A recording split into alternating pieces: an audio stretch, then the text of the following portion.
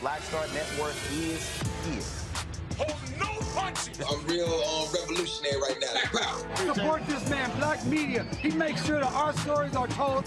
Thank you for being the voice of Black America, Roland. Stay black. I love y'all. All momentum we have now, we have to keep this going. The video looks phenomenal. See, this difference between Black Star Network and Black-owned media and something like CNN. You can't be Black-owned media and be scared. It's time to be smart. Bring your eyeballs home.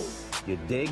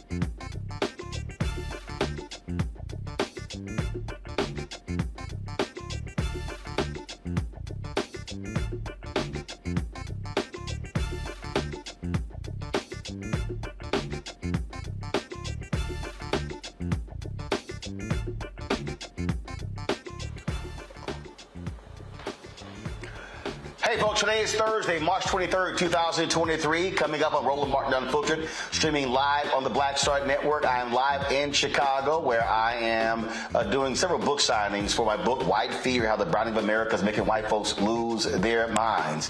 In the wake of George Floyd's death, many people all across the country, many corporations and cities, focus on diversity, equity, inclusion. Well, in Minneapolis, there's a huge fight brewing where a sister says the city has totally disregarded DEI. We're going to talk about what's going on there. We'll talk with her and the accusations she is leveling, showing a complete dismissal of the issue of diversity, equity, and inclusion. The Manhattan DA is simply saying no to the House GOP, who wants him to testify. Alvin Bragg says they're too busy investigating Donald Trump as opposed to comply with. Congressman Jim Jordan will tell you what that drama is all about as well. Plus, chaos erupts during the California School District's workshop on critical race theory. Will show you the racism that unfolded, folks. And also, South Carolina women's basketball coach Dawn Staley decided to sport some history in the Gamecocks' most recent game. She saluted HBCU Cheney State. Folks, it's time to bring the funk. Roland Martin Unfiltered on the Black Star Network. Let's go. He's got it. Whatever the miss, he's on it. Whatever it is, he's got the scoop, the fact, the find. And when it breaks, he's right on time and it's rolling. Best believe he's knowing. Putting it down from sports to news to politics. With entertainment just for kicks, he's rolling. It's on go, y'all. It's Roland Martin, Rolling with Roland now. He's funky, he's fresh, he's real, the best, you know he's Roland Martin now.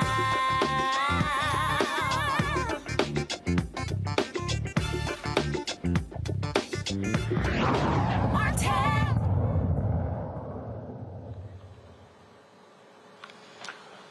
Well, the death of George Floyd took place 3 years ago, folks, in the city of Minneapolis. And the person who was in charge of DEI, diversity, equity, inclusion there, says the city simply is ignoring the reality of racism there. Tyeastia Green, the former director of Minneapolis Division of Race, Equity, and Inclusion and Belonging for the city of Minneapolis, says city officials there lack the commitment to address systemic racism under Minneapolis City Operations Officer Heather Johnston. Now, Green was hired in 2022, just 20 minutes before a news conference about Amir Locke, the black man who was killed by police attempting to serve a no-knock warrant.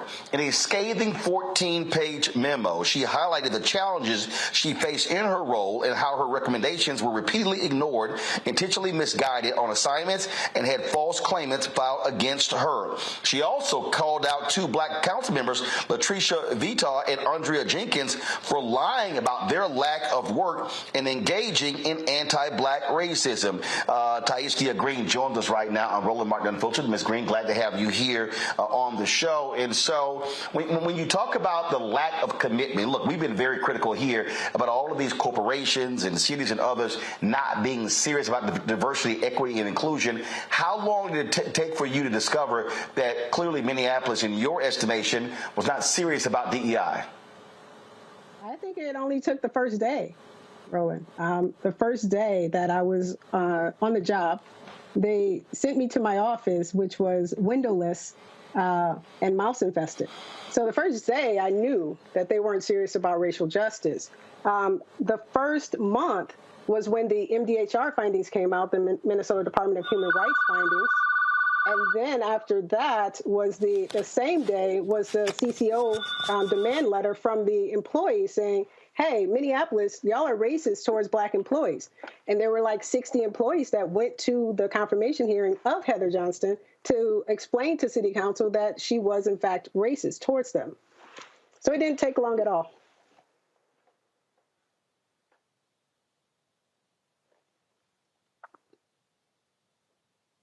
So what was interesting to me in terms of what you just laid out there, when you wrote this memo, what was the reaction? What did they say? Was there a meeting? Did they say, hey, let's address your concerns?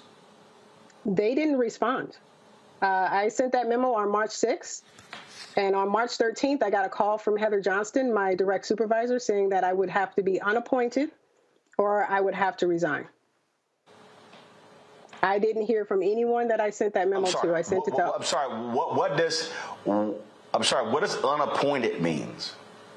The position that I held in Minneapolis was an appointed position, so it's a city official position, and it's appointed by Mayor Fry.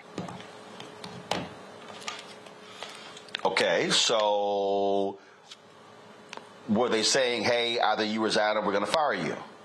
Yes, that's exactly what they were saying. Either you resign or we're going to fire you. Exactly a week after I sent that memo. And which option did you take?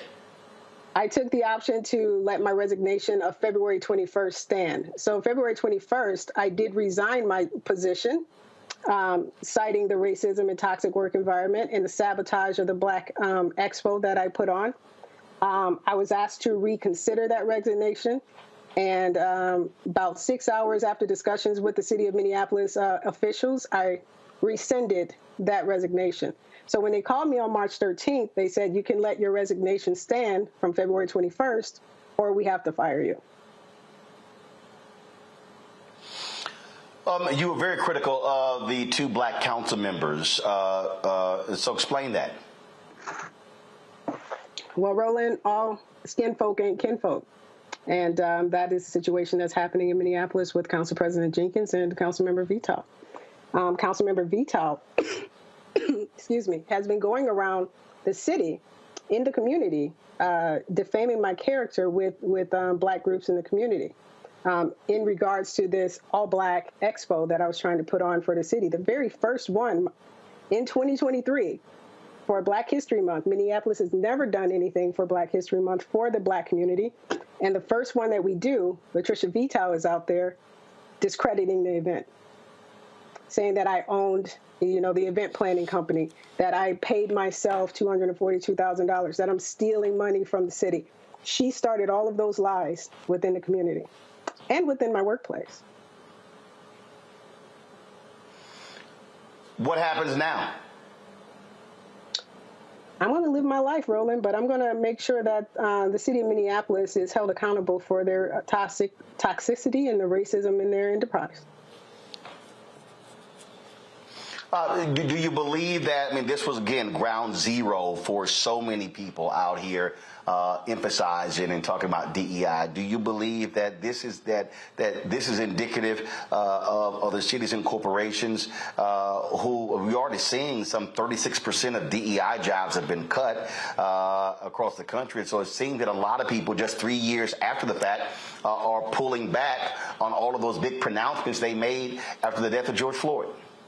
Absolutely. There is definitely a backlash happening right now. You know how the pendulum swings when there's something, racial justice, we get something, and then the pendulum swings so far back that we're right back to where we were, or worse than where we were before we started. And so that's definitely happening around the country, where people are taking back their commitment towards racial justice after the murder of George Floyd. And Minneapolis is no different. And with the leadership of Heather Johnston and Mayor Fry, I fear that Minneapolis will be worse off in racial justice than it was before George Floyd was even murdered. Hold tight 1 second. I got to go to break. When we come back, I'm going to read to you the response the city of Minneapolis sent us with regards to your allegations.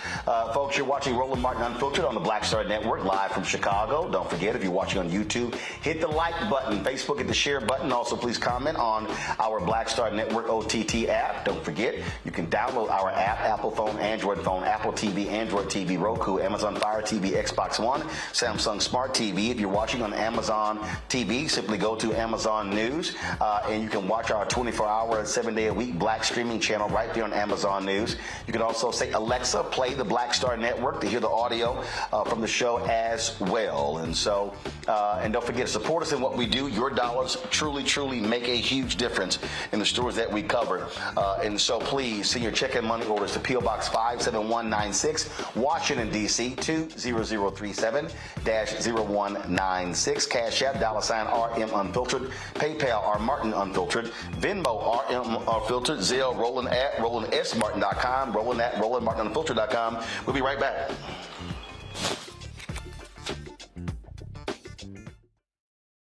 Hatred on the streets, a horrific scene, a white nationalist rally that descended into deadly violence.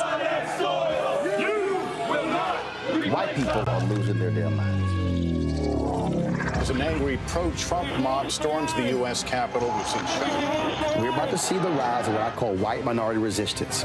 We have seen white folks in this country who simply cannot tolerate black folks voting. I think what we're seeing is the inevitable result of violent denial. This is part of American history. Every time that people of color have made progress, whether real or symbolic, there has been what Carol Anderson at Emory University calls white rage as a backlash. This is the rise of the Proud Boys and the Boogaloo Boys. America, there's going to be more of this. Here's all the Proud Boys, guys. This country is getting increasingly racist in its behaviors and its attitudes because of the fear of white people. The fear that they're taking our jobs, they're taking our resources, they're taking our women. This is white fear.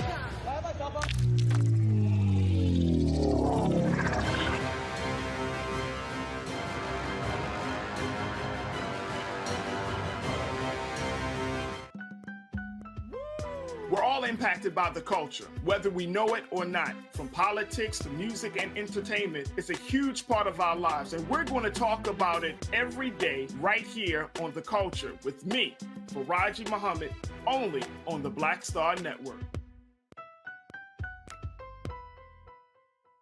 You want me to do something crazy, but I don't know what to do. I'd rather just sit here. I'm Chrisette Michelle, and you're watching Roland Martin, Unfiltered. I mean, could it be any other way? Really? It's Roland Martin.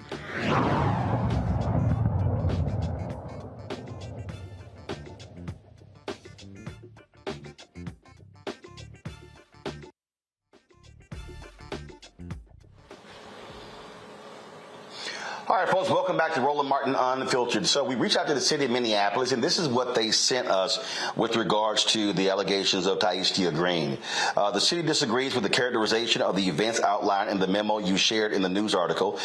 Many city staff worked tirelessly to make this expo a success, and it's disappointing to see them publicly criticized for their hard work on behalf of Minneapolis and its residents. The city is deeply aware of the toll structural racism takes on our residents, businesses, and workforce. The mayor and city council took steps to advance racial equity during the 2022 budget cycle by elevating the former division into the Racial Equity, Inclusion, and Belonging Department. In doing so, the city enhanced the influence and stature of this work in the city enterprise. The city backed up its department creation by investing nearly $800,000 more than for the 2023 budget than the prior year in increasing staffing capacity. Over the last several years, city leadership has also worked to build a more inclusive workplace and embed equity in policy and practice. Just this year, the mayor allocated significant funding to develop anti-racist training curricula, and the city has already partnered with third-party experts to deliver anti-racist training sessions to city leadership. The city has also reformed its procurement processes in the last year to prioritize local vendors within the target market program. We have taken and will continue taking concrete steps to support the black community, especially when planning large-scale community events. The city auditor is undertaking a review of procurement processes underpinning the production of major events. As stewards of public funds, it's important the city follow processes that ensure public funds have public benefit, even if those processes can be complex. Ms. Green's memo is under review, and professional staff will determine whether further investigation is required. The city has a process for assessing and investigating allegations of discrimination and harassment, and is an equal opportunity employer that prohibits discrimination and harassment of any kind. All employment decisions are based on merit, performance, competence, qualifications, job requirements, and departmental need without regard to race, color, sex, including pregnancy or gender identity, religion or belief, national origin, sexual orientation, marital or parental status, disability, age, political affiliation, membership in an employee organization, military service, genetic information, or any other legally protected status or characteristic. Ms. Green, how would you respond to that statement put out by the city of Minneapolis to your memo? I think it's funny that they are taking credit for the work that I put in. And I also think it's funny that they're claiming that they increased my budget by $800,000. when most of my projects on my staff are multi-million-dollar projects, so $800,000 they know will not cover anything that I'm doing within the racial equity realm. The other thing, though, there was another thing that you said about them elevating my division to a department. When I was working at the City of Burlington and they offered me this position 20 minutes before the Amir Locke presentation or press conference, I put in my counteroffer that this position had to be a department head. I had to be the leader of an actual department. That was already solidified before I even got on the plane to come back home to Minneapolis. So I just think it's funny that they're putting in that information into their response. What is next for you? Roland, I plan to hold the city accountable. I put this memo out as the leader of that department, as the expert in this city, to say what we are doing as an enterprise is wrong. And there are several examples of why it's wrong and how it's wrong. So I'm calling on Jacob Fry, I'm calling on Heather Johnston to do something, even though I called those people out within the memo. I attached the HR director. Hey, I need you to investigate this. So the investigations that they're talking about that's happening right now, I called for those a week before they fired me. So I feel like I'm still going to hold them accountable for what they're doing. Minneapolis is a big machine. It's a big beast. And they're using their political and economic power to try to destroy me and try to silence me. But they won't. They will not. I will speak out about this. I will tell the world what they're doing in Minneapolis, the home of the murder of George Floyd, and how they continue to perpetuate not only systemic racism, but outright blatant racism every single day for the Black employees inside of that enterprise.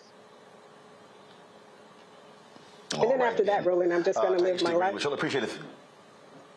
Thank you. Okay. All right. Well, we appreciate it. Thank you very much for joining us. Thank you, Roland. Thank you for having me.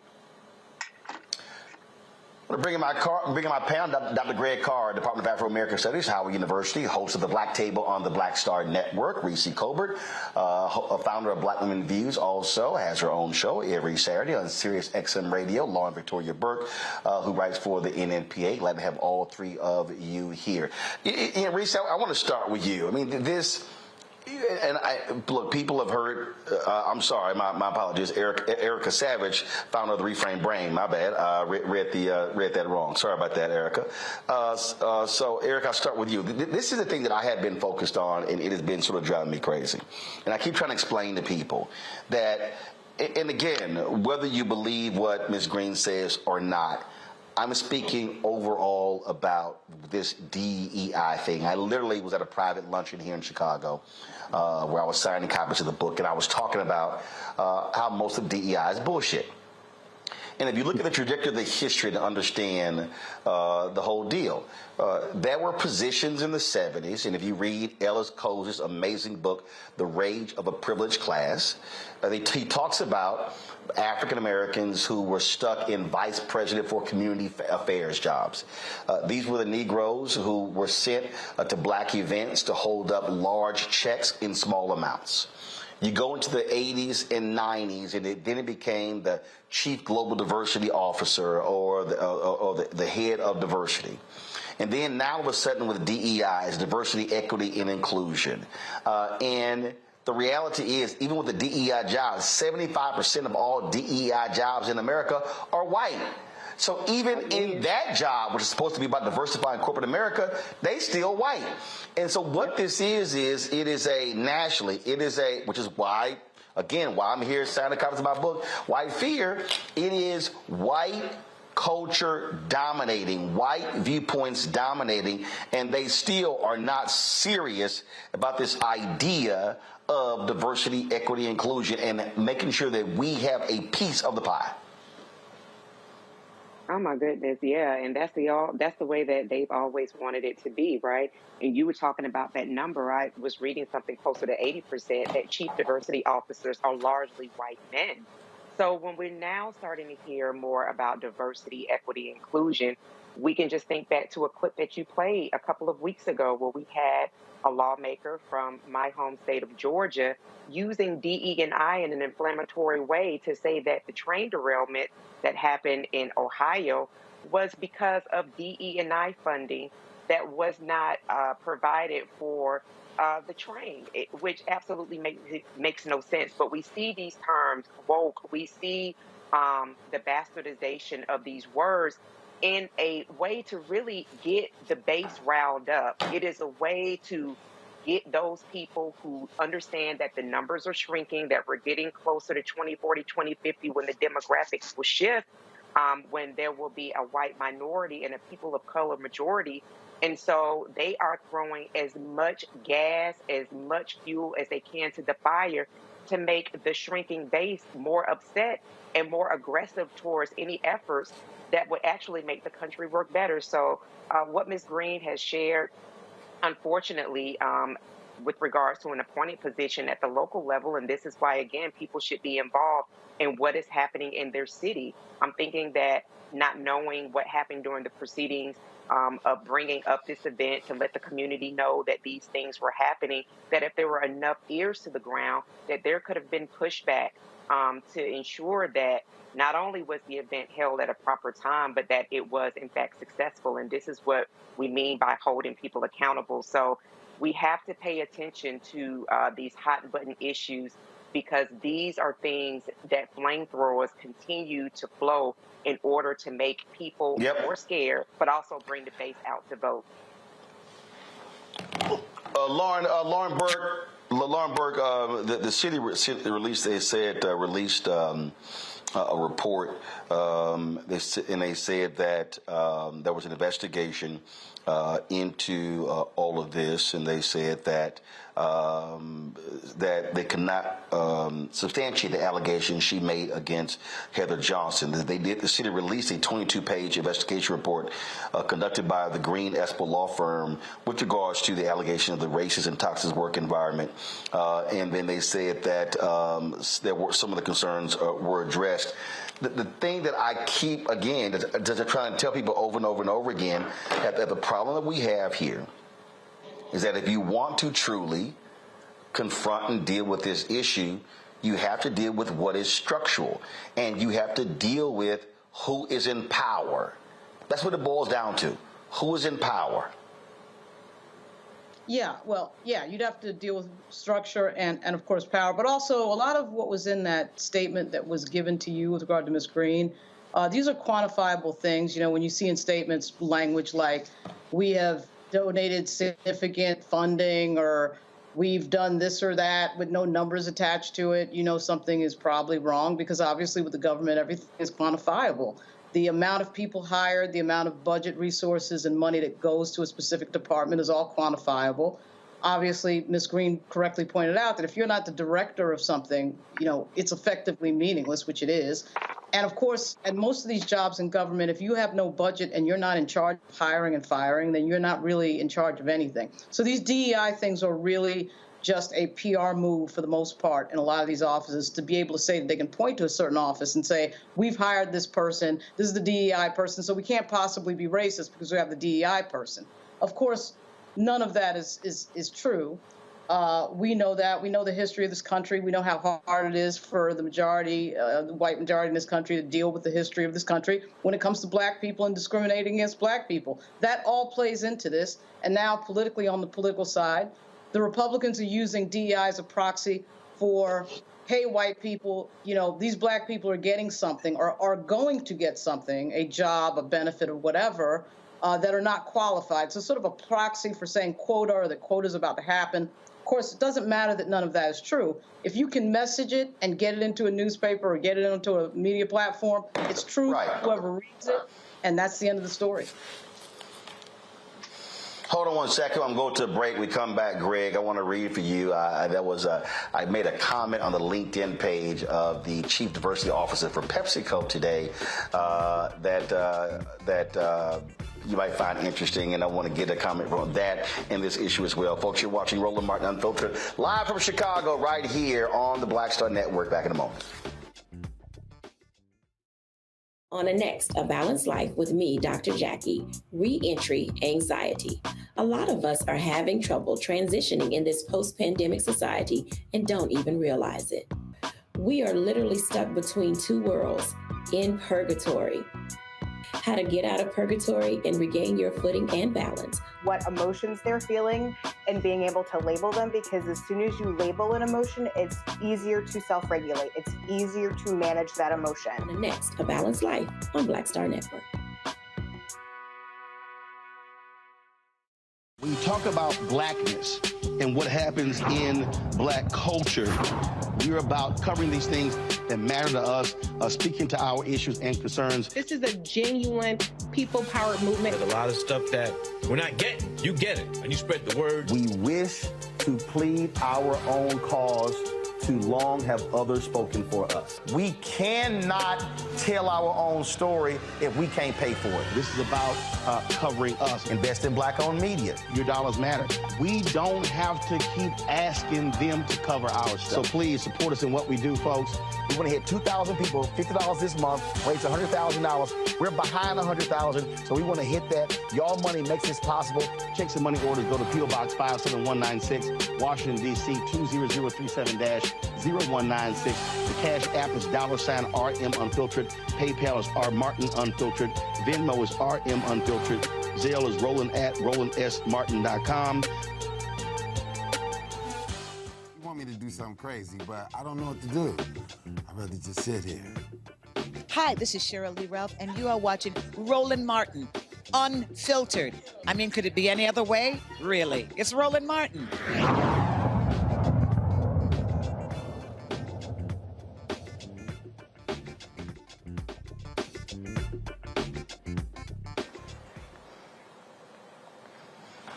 All right, folks, welcome back to Roland Martin Unfiltered here on the Black Star Network. So, Greg, today,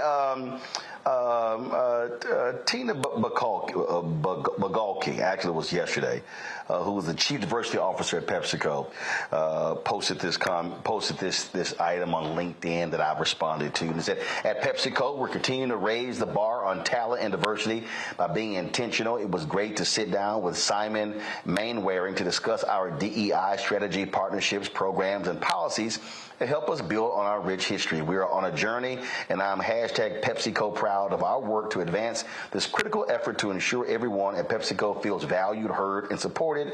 Read more on this great conversation with Simon in Forbes. Well, I mean, I saw that, and the article's headline was PepsiCo pours intentionality into its DEI efforts. And I responded, Greg, by saying, well, what is that strategy? I've had zero success in dealing with PepsiCo. This is the same company that signed on as a founding sponsor of Quibi, along with many others, and they had zero metrics, no proven track record, and they shut down 6 months after they launched. Quibi sold out their $150 million inventory and had no data to show. PepsiCo would never give millions of ad dollars to a black-owned startup. All I've gotten is empty meetings with PepsiCo, and I have a proven track record, successful show, and the only black news and information digital channel. My frustration is echoed by many in the black-owned media space.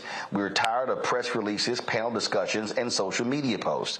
Success with DEI is judged by only one metric: direct deposits to help black-owned media scale up. I'll be happy to discuss this further with your team.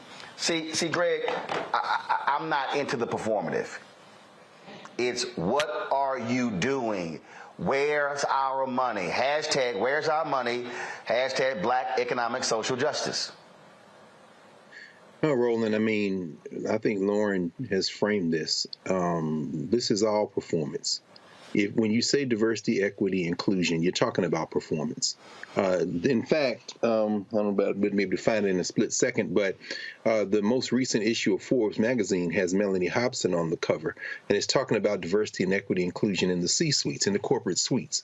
And she's got a project that she has launched to increase that. Hey, that's great. Let me add very quickly, performance. How does that benefit the masses of black folk? When you start talking about a black-owned, black-run, black content, progressive, liberation, grounded, black media unit, that's not something they're going to fund without pressure. And so, of course they're not going to respond to you. The only way they're going to respond to you is when we respond to you in enough numbers to scare them. They got scared 3 years ago. They got scared 2 years ago when people were out in the streets. And we know that Andrea Jenkins, who was the council chair there in Minneapolis, she was one of the 9 council members who voted to pledge to defund the police and use that money for public safety. Very quickly walked that back after, as Angela Porter, who's from that area, who's been on the Black Table many times, calls him crying Jacob Fry, the mayor of Minneapolis, who was so contrite in the wake of the George Floyd murder, vetoed a proposition to defund the police. And those council members had to, there he is, crying Jake.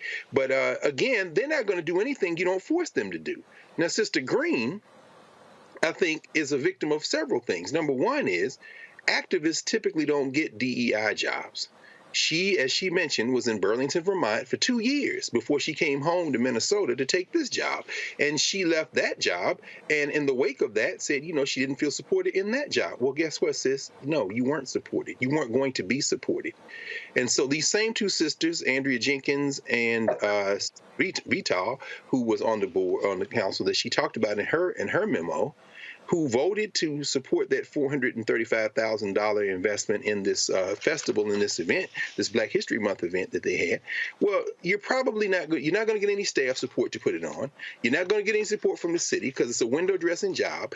But there are people in Minneapolis, small business owners who lost money, people in the community. My question would have been to her is, having been in a job like this in Vermont for 2 years, you know, don't you know when you go in, you're not going to have any support? What is your strategy to connect with the people who are swinging with both fists in Minneapolis and in St. Paul and have been doing it for years? This is you got to have guerrilla warfare in these situations. You've given us the model. You're not waiting on these people to give you the advertising dollars, even as you implore us to support you so you can do that battle. Meanwhile, you do the work. You do the work.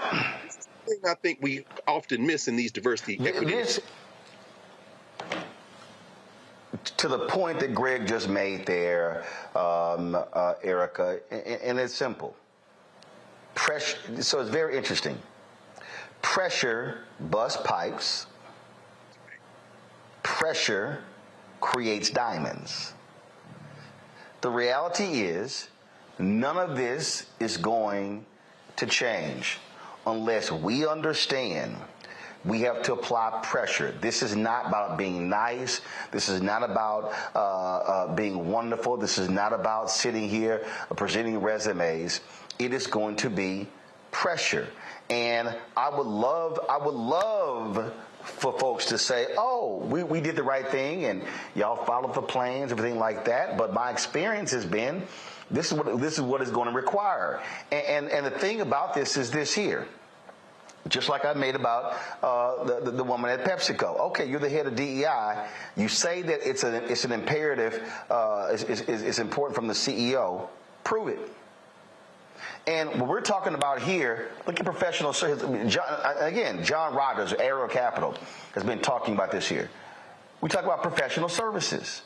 We talk about the studies that have been done showing the money these companies are spending on law firms, on bond firms, and on and on and on. Not just construction. They're spending millions upon millions, and we're getting locked out. And I keep saying to black people, we cannot be silent about it.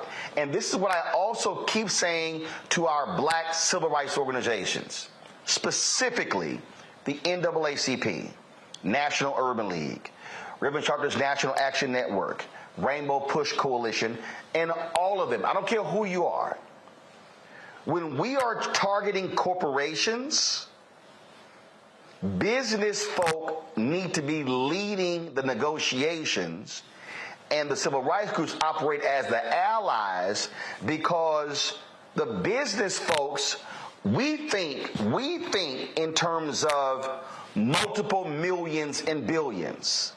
So Wells Fargo recently announced a $50 million commitment or donation to the NAACP.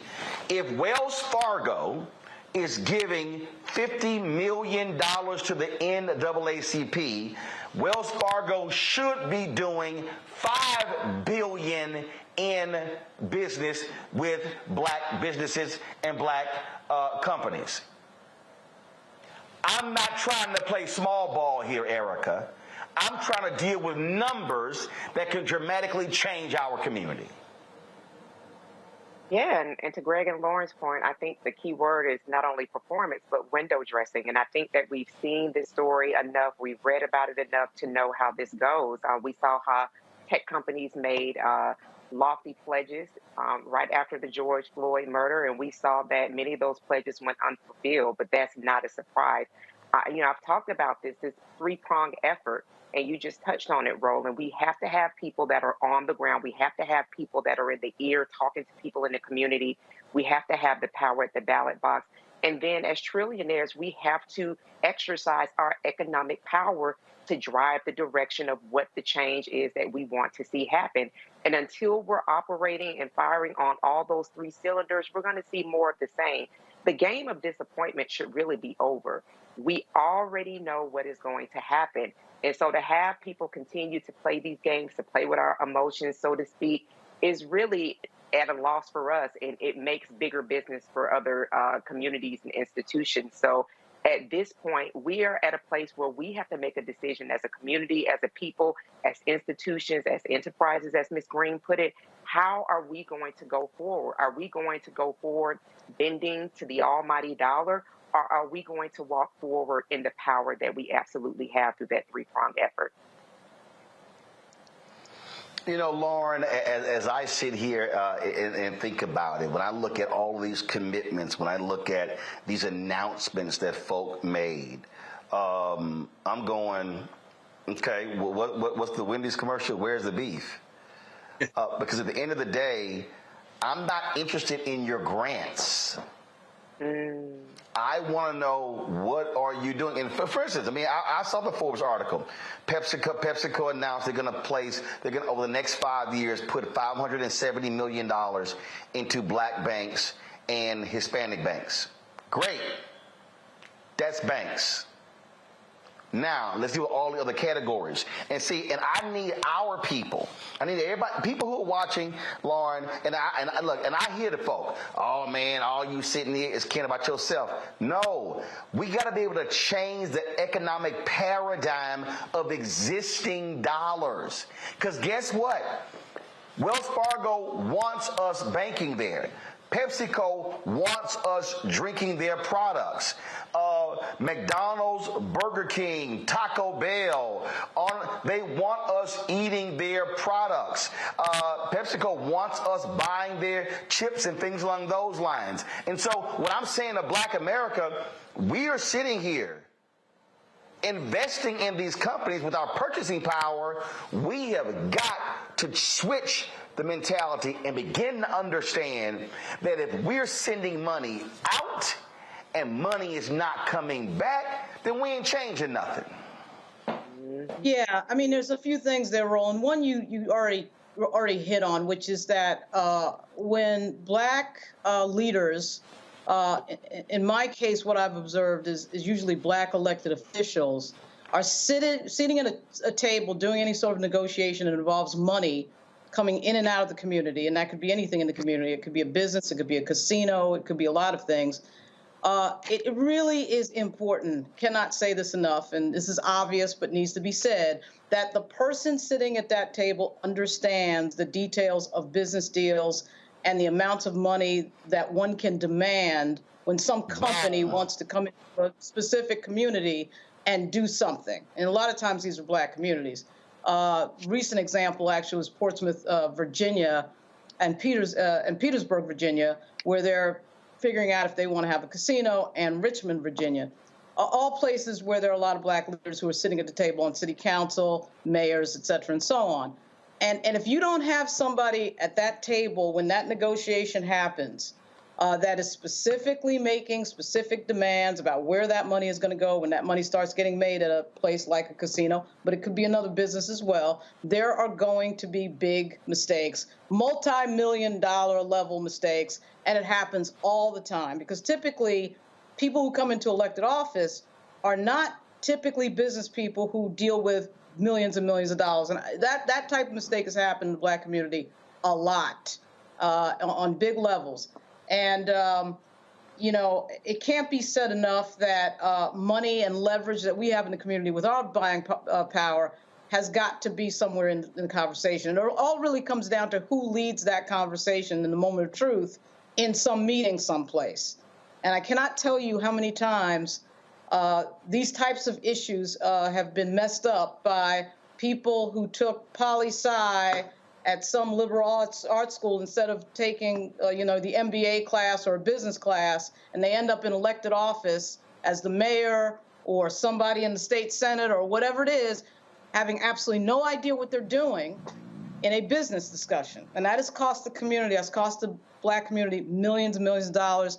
And people like Maynard Jackson and Marion Barry, I mean, people need to study some of these leaders who knew what they were doing at the table, particularly Maynard Jackson. Yep. And so that's been a huge issue on this. Hold on 1 second and go to a break. I want to come back and talk about this here. And I know folks who are watching, and somebody might be saying, man, it's a lot of other news to talk about. I'm going to say this again, and I want y'all to understand this. If you are not having a money conversation, you're not having an American conversation. You're watching Roland Martin Unfiltered on the Black Star Network. Coming up on the next Black Table, a conversation with Professor Howard W. French on his new book, Born in Blackness, covering 600 years of global African history and helping us understand how the world we know today is a gift from Black people. There could have been no West without Africa and Africa. That's on the next Black Table with me, Greg Carr, only on the Black Star Network. On the next, A Balanced Life with me, Dr. Jackie, Re-entry Anxiety. A lot of us are having trouble transitioning in this post-pandemic society and don't even realize it. We are literally stuck between two worlds, in purgatory. How to get out of purgatory and regain your footing and balance. What emotions they're feeling and being able to label them, because as soon as you label an emotion, it's easier to self-regulate. It's easier to manage that emotion. On the next, A Balanced Life on Black Star Network.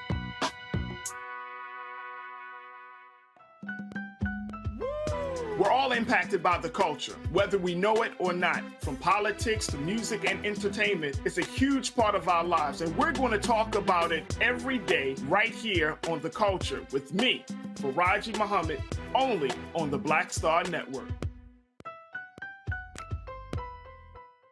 I'm Deborah Owens, America's Wealth Coach, and my new show, Get Wealthy, focuses on the things that your financial advisor and bank isn't telling you, but you absolutely need to know. So watch Get Wealthy on the Black Star Network.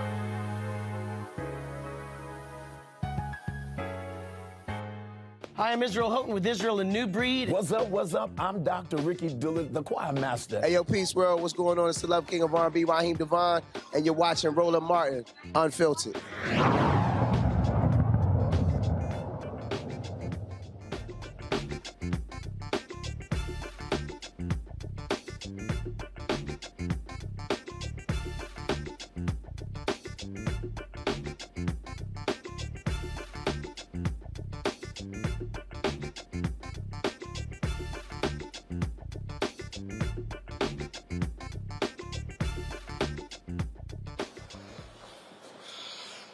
All right, welcome back to Roland Martin Unfiltered. So here's, I need people to listen. I need the people to listen to what I'm about to tell you. In the wake of the death of George Floyd, Black institutions across the board saw a dramatic increase of donations. Black Lives Matter, $90 million. The NAACP, upwards of $150 million. $100 million to the National Urban League. And NAACP, Legal Defense Fund, Lawyers Committee for Civil Rights Under Law, all of these groups. HBCUs. I mean, we can go on and on and on. But I need people to listen to me when I give you some numbers. A lot of y'all got bent out of shape with the $90 million that was given to Black Lives Matter. Man, what they doing with the money? But y'all did not have that same fervor when corporate America actually committed anywhere from 50 to 60 billion in the wake of social justice. Let me repeat that. A lot of y'all had smoke for Black Lives Matter, but y'all was silent about the 50, 60 billion, but you had a lot of smoke for the 90 million. See, it's interesting to me, Greg, and this is to the point that Lauren just made there is a critical point. If we are going to change the paradigm, you've got to have people sitting at the table. And you've heard me say this, why I keep saying to these HBCUs, damn it, stop letting people negotiate media rights deals. Stop letting them negotiate pouring rights deals. Stop letting people negotiate apparel deals. And all you end up with is merchandise and social media posts and not millions of dollars when Michigan, Texas, Texas A&M, Ohio State are pulling down crazy amounts of money. Stop letting companies come to HBCU campuses with various initiatives and dangle internships when what HBCUs should be doing is extracting millions of dollars in investment into their programs. We have got to have people sit at the table who understand how to negotiate big numbers, as opposed to what we have is, in too many cases, big egos.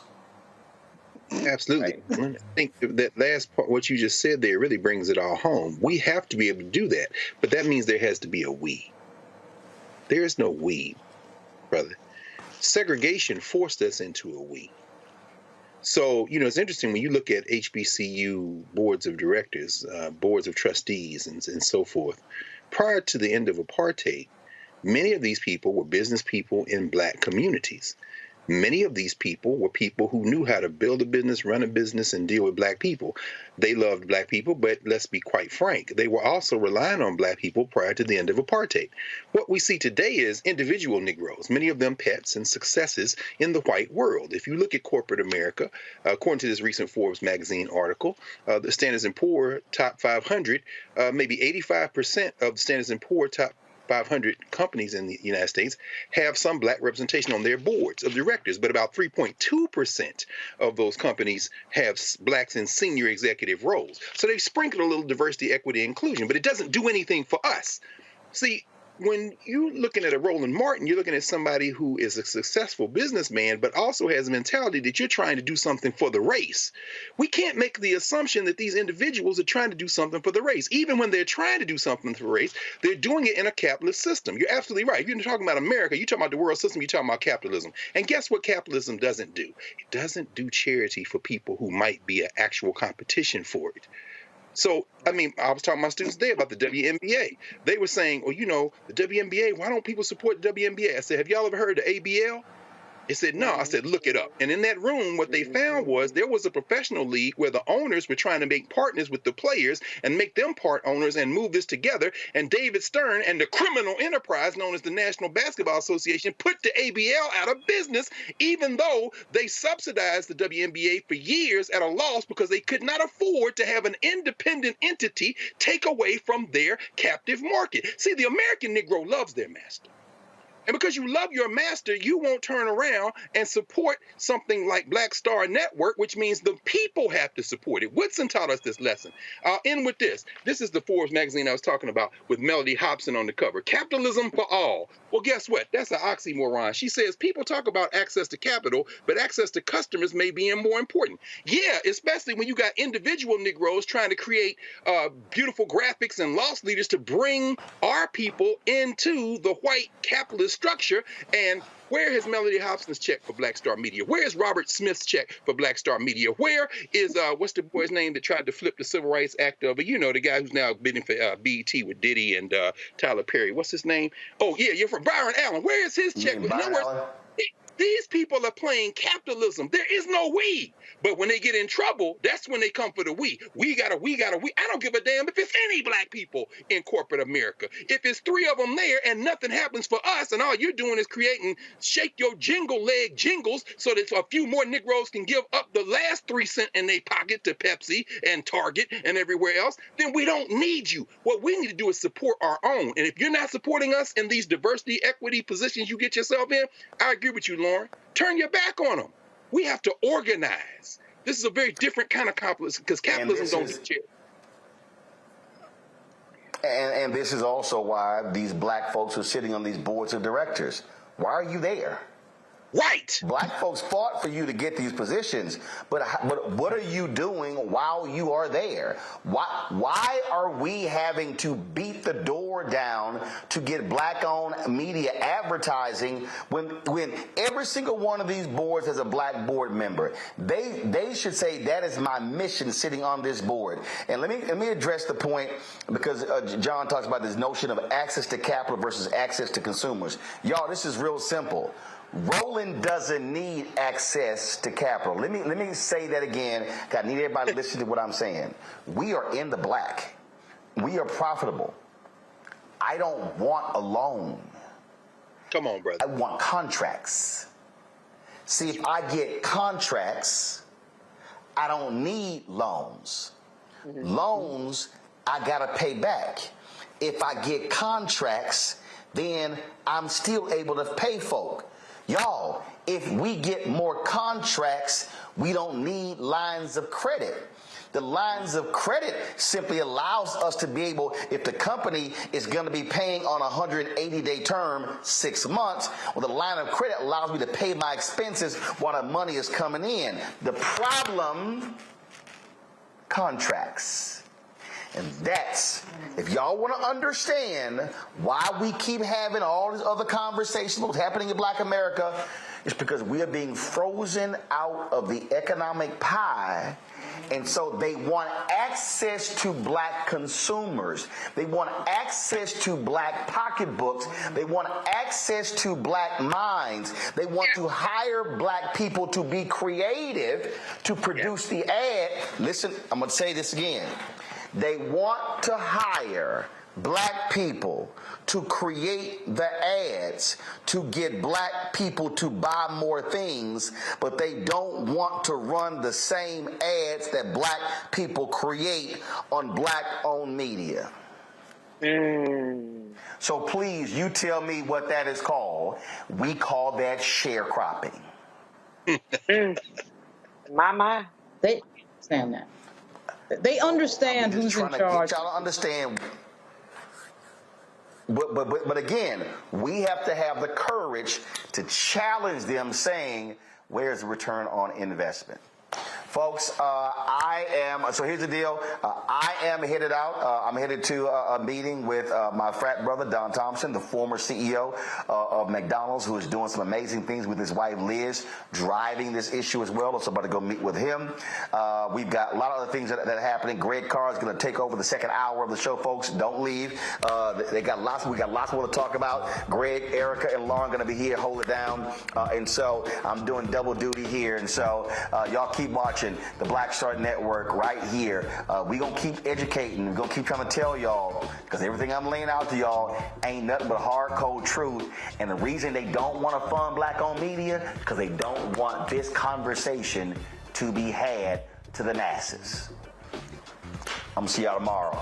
Don't forget, my book signing is in Chicago. Y'all, we are sold out. I might have to come back to Chicago. Literally, there's no room. The restaurant is completely sold out. Can't wait to be at Chemistry, Chicago tomorrow night. Black-owned restaurant there in Hyde Park. I'll be back in a moment, y'all. A lot of these corporations or people that are running stuff push black people if they're doing a certain thing. What that does is it creates a butterfly effect of any young kid who, you know, wants to leave any situation they're in, and the only people they see are people that are doing this. So I gotta be a gangster, I gotta shoot, I gotta sell, I gotta do this in order to do it. And it just becomes a cycle. But when someone comes around and is making other, we don't, you know, they don't want to push it or put money into it. So that's definitely something I'm trying to fix too, is just show there's other avenues. You don't gotta be a rapper, you don't gotta be a ball player, you can be a country singer, you can be an opera singer, you can be a damn whatever, you know? Showing the different avenues, and that is possible, and it's hard for people to realize it's possible until someone does it.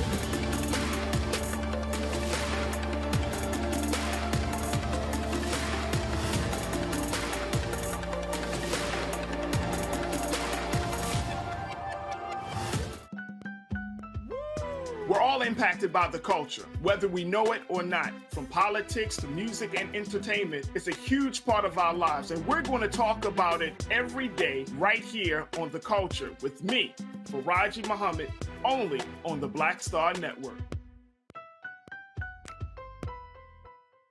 Hi, I'm Dr. Jackie Hood Martin, and I have a question for you. Ever feel as if your life is teetering and the weight and pressure of the world is consistently on your shoulders? Well, let me tell you, living a balanced life isn't easy. Join me each Tuesday on Black Star Network for A Balanced Life with Dr. Jackie. We'll laugh together, cry together, pull ourselves together, and cheer each other on. So join me for new shows each Tuesday on Black Star Network, A Balanced Life with Dr. Jackie.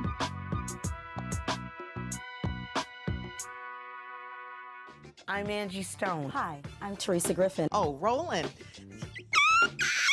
Hey, Roland. I am so disappointed that you are not here, first of all. Where's our dance? It's like we get a dance in every time I see you. And so now you're not here for me to dance with, sir. You and your ascot. I need it. I need that in my life right now. Okay, I love you, Roland. What's up? I'm Lance Gross, and you're watching Roland Martin Unfiltered.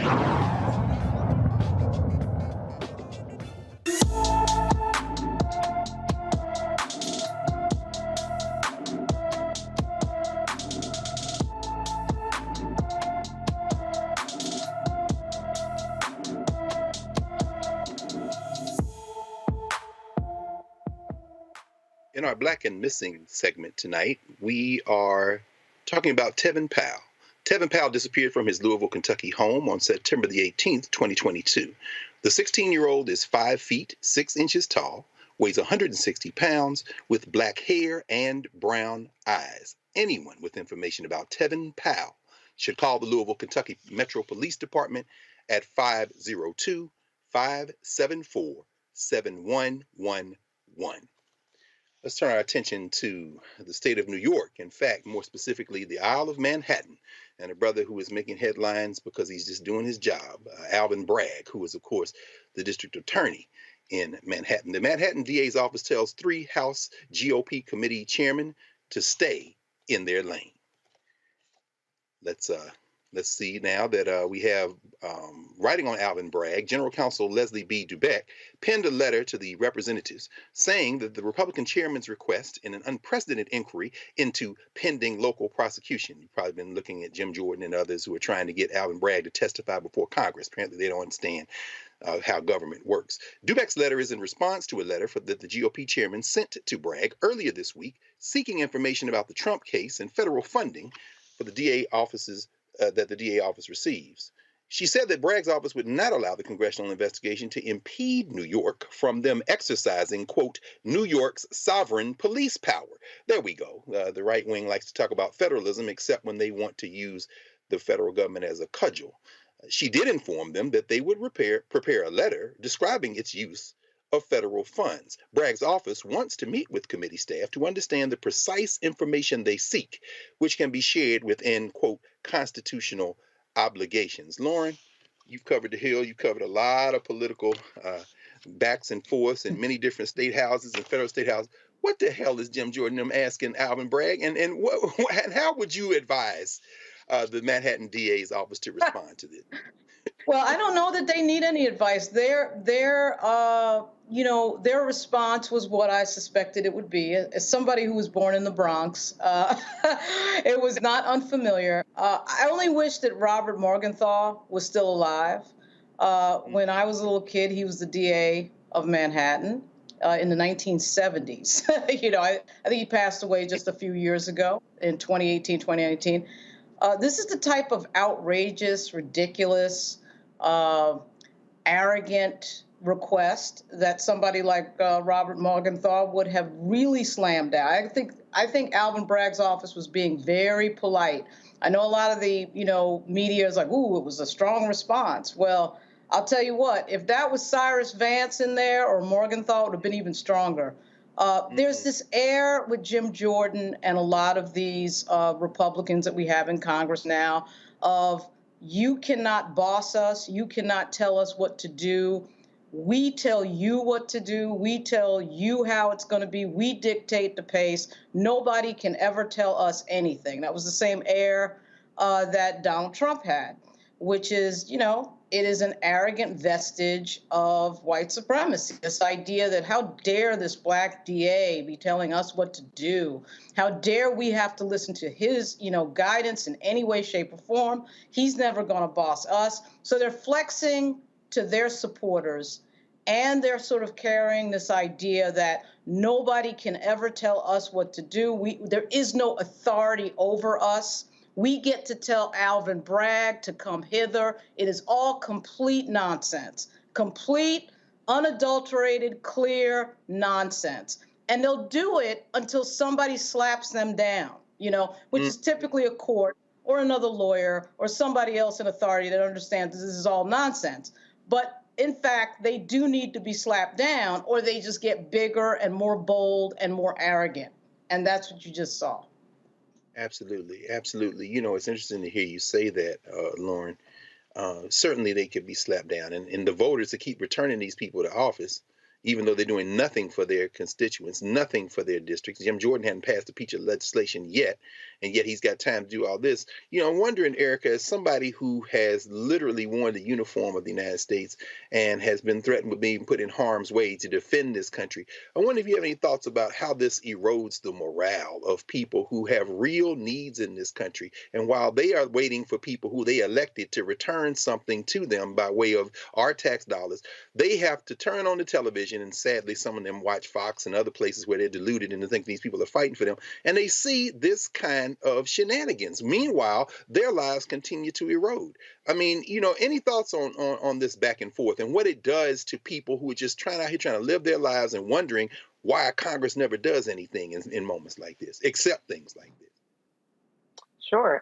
So to the first point, the question that you asked me, I think that this is kind of the really built into the fabric of this country, in that it goes to show that white nationalism is in fact global, and that the notion that it is supreme is definitely laughable. But when you talk about the uniform, I think that, one of the things that I thought about with people that do serve in the military, most people that serve in the military are people that go to work. That's just a part of their job, that they do serve sometimes in peacetime, but that in the event of war or active theater, that they are saying that they are available to go to whatever space that's necessary. But on the face of it, again, this is built into the fabric of the country. And I think that, when we look at historically over the past couple of elections, this is what Republicans have not only said that they would do, but they actually published pieces to say that this is what they're going to do. So it continues to go back to what are we going to do in response to that? We can't just do anything. That, the son of a Klansman would go on to his social media channel of choice and use language like calling District Attorney Bragg an animal really is par for the course. It goes back to what white nationalism is, and that it continues to be dogged in its whole apparatus to make itself supreme, which it shall not, never will be, and won't. And it isn't. So to people who are going about the business of working every day, a part of our work is to ensure that our present and our future has a better space than what we're facing right now. And it goes back to that three-pronged attack, but it also does beg us to be more conscious about what we can do in some of the time that we do have available, because Republicans did promise this level of chaos. And so we've got another year and a half to go until at least on the congressional side, well, the House side rather, to make a decision about who's going to return to Congress. And unless people want to see more of the same, we're going to see the same thing unless we actually exercise some of the power that we have if we don't have the ability to be on the ground, which is to go to the ballot box and ensure that unless in cases of gerrymandering, that we are able to have individuals in the office that do speak for us. Absolutely. Well, let's turn, speaking of the ballot box, let's turn to elected officials in the extremely gerrymandered Magnolia State, Jackson, Mississippi. In Jackson right now, there has been a commission put together which has only one black lawmaker and 9 whites to negotiate the final version of a bill that would expand the territory of a state-run police department inside Mississippi's majority black capital city. Lieutenant Governor Delbert Housman and House Speaker Philip Gunn, both Republicans, finished selecting the senators and representatives to work on the final versions of the bill. The committee has 8 white Republicans, 1 white independent, and 1 black Democratic House rep, Representative Earl Banks, as a negotiator of Jackson. I may have a little bit of a voiceover, but Mississippi's Republican-controlled state house passed the bill to expand areas patrolled by the state-run Capitol Police in Jackson and create a new court system with appointed rather than elected judges. Now, Banks, of course, voted against the bill. The negotiators face a deadline to finish their work by next week. The Senate voted to expand Capitol Police territory to the entire city, but the House voted for an expansion only into relatively affluent shopping and residential areas. When we come back from our break, we're going to ask Erica and Lauren their thoughts on this revived White Citizens Council in Mississippi as they try to take over the city of Jackson. So we'll be back in a moment here. You're watching Roland Martin Unfiltered on the Black Star Network. We'll be right back.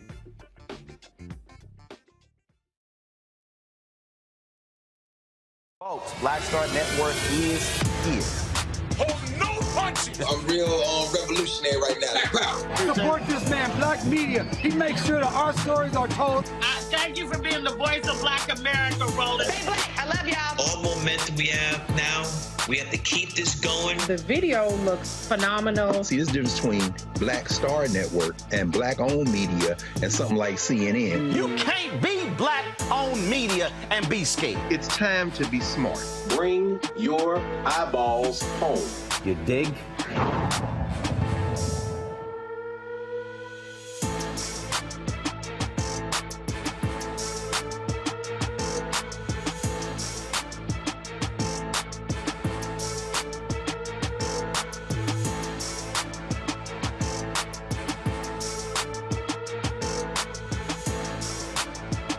Coming up on the next Black Table, a conversation with Professor Howard W. French on his new book, Born in Blackness, covering 600 years of global African history and helping us understand how the world we know today is a gift from Black people. There could have been no West without Africa and Africa. That's on the next Black Table with me, Greg Carr, only on the Black Star Network. Hello, I'm Bishop T.D. Jakes. How y'all doing? It's your favorite funny girl, Amanda Seals. Hi, I'm Anthony Brown from Anthony Brown and Group Therapy. What up, Lana Well, and you are watching Roland Martin Unfiltered.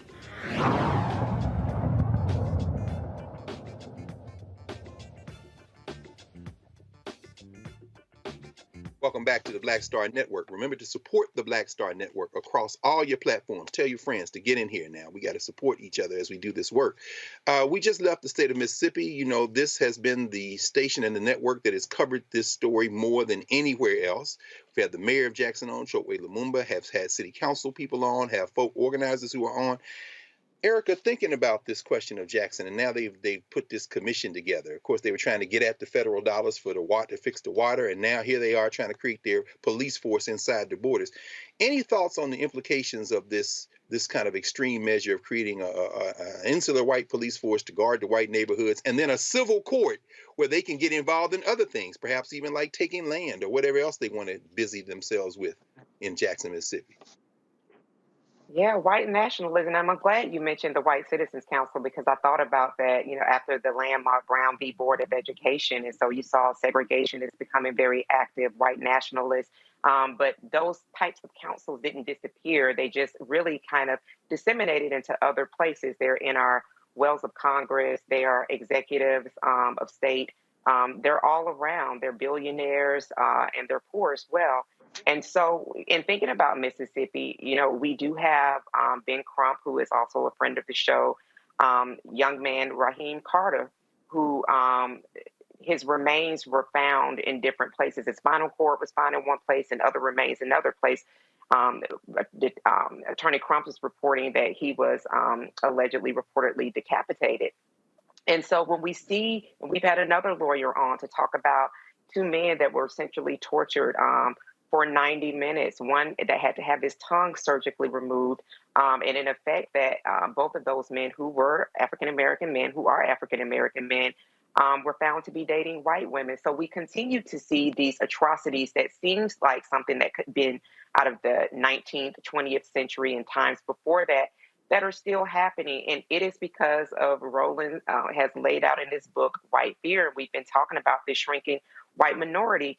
But, one of the things that I'm thinking about in terms of the ongoing water crisis that is happening in Jackson, Mississippi, is also the students of an HBCU there, Jackson State University. And so when we think about police presence, understanding what that has looked like for Black people for centuries on end, as we have known them to be slave patrols, thinking about that student population, is that population going to begin to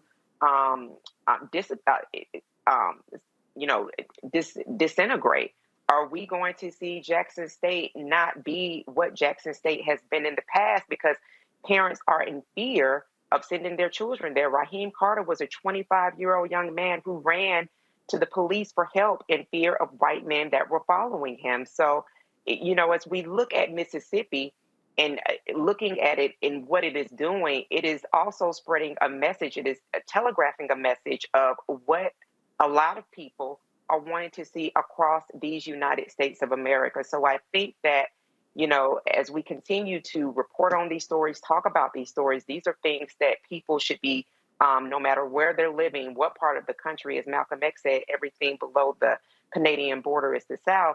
No matter what area of the country that we find ourselves in, these are things that we should be looking at and being very, very concerned about seeing these things replicated in our specific areas.